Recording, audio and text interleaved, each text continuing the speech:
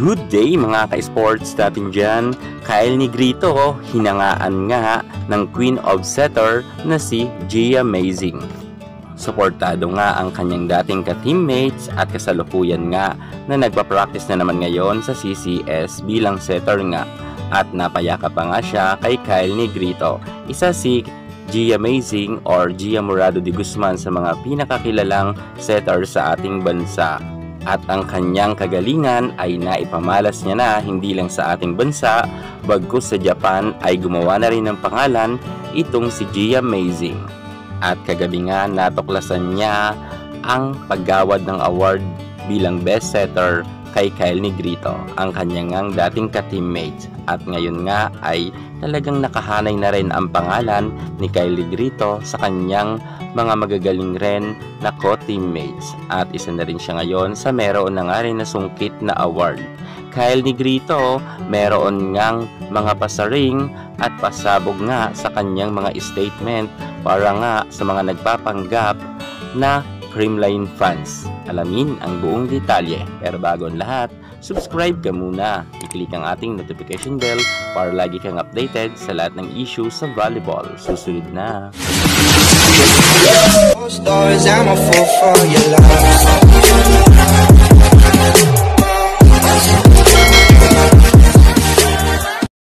Kagabi nga ay champion ang Creamline Cool Smashers at pangwalong champion na nga nila ito sa PVL at forfeit nga sila pagdating nga sa PVL All Filipino Conference. At eto na nga, hindi gagaling ang isang team kung wala ngang setter.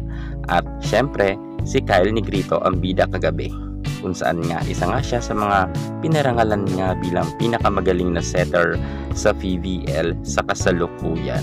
At syempre noon pa man ang ating Kyle Negrito ay umangat na rin naman ang kanyang kagalingan dahil nang wala nga itong si Gia Morado de Guzman, siya nga ang humalili kung saan ay nag-champion rin naman kahit wala nga itong si Gia. Syempre naturuan na rin itong si Kyle Negrito ng mga tamang moves nga ng ating Gia Mazing. At swak na swak naman talaga at napakaganda ng mga set nga ni Kyle Negrito kung kaya nakakahataw nga ang kanyang mga middle attacker. Hindi gaya noon na puro na lang ang kanyang set ay kay Tots Carlos, pero ngayon napapaikot na nga ni Kyle Negrito ang bola kung kaya nga hindi na rin tayo magugulat na siya nga ang naging best setter dahil nga bago magtapos ang elimination round or ang semifinal papasok ay si Kyle Negrito nga ay nasa pangalawang spot dahil hindi nga nakapasok si Jel Gayuna ang kanyang team sa semifinals, kung kaya kay Kyle Negrito nga napunta ang Best Setter Award. At syempre, deserve naman yan ng ating Kyle Negrito. Kitang-kita naman natin na talagang kung ikukumpara natin ang mga moves niya ng mga nakaraan conference, ito talaga ang pinaka the best. At sa isang interview nga, natanong nga kung ano raw ang masasabi ni Kyle Negrito sa mga bashers. Ito naman ang pasaring nga ni Negrito. Sabi nga ni Negrito, una sa lahat nagpapasalamat daw siya sa mga tunay daw na mga supporters ng Creamline or yun mga tagahanga na tunay ng Creamline. So ibig sabihin meron talaga mga nagpapanggap. At pahabol pa nga ni Kyle Negrito, ang kanila daw pagkapanalo ay inaalay niya ang gold medal sa kanyang mga tagahanga or sa tagahanga nga ng CCS. At lubos talaga siya nagpapasalamat na hindi daw sila iniwan hanggang sa dulo ng laban.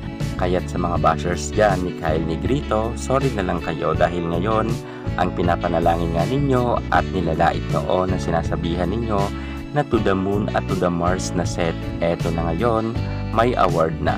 Dati nyong nilalait pero ngayon ginawadan na nga ng award dahil sa kanyang angking kagalingan sa pagseset.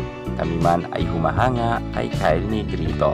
Patuloy pa rin natin susuportahan si Kyle Negrito sa kanyang mga susunod pang mga laban dahil alam natin na paparating na naman ang AVZ Challenge Cup at sana ay makuha nga itong si Kyle Negrito para maipamalas niya rin sa international ang kanyang angking kagalingan. At syempre, kung hindi man siya makuha sa national team, abangan natin siya sa mga susunod pang conference sa PBL. Yan muna pinaka-latest natin sa mundo ng volleyball. At para hindi ka mahuli sa lahat ng issue pagdating sa larangan sa volleyball, subscribe na. Thank you so much. God bless.